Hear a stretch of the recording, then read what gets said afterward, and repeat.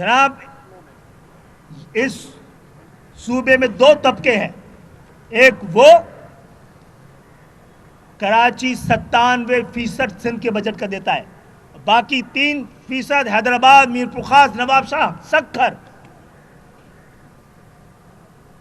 ایک طرف وہ ہیں جو 100% آپ کا بجٹ بنا کے دے، دوسرے وہ ہیں جو 100% بجٹ کو خرچ کریں۔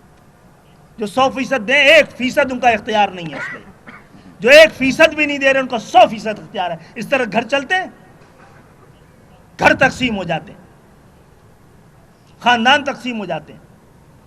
ایک کراچی کے لوگوں کا سندھ کے شہری علاقوں کا مقدر نہیں بننے دیں گے اس کو، اس ناانصافی کو۔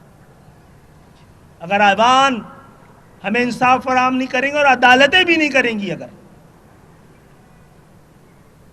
تو ہم اپنا جمہوری حق استعمال کریں گے، سڑکوں پہ جائیں گے، گلی گلی میں جائیں گے، عوام سے بات کریں گے،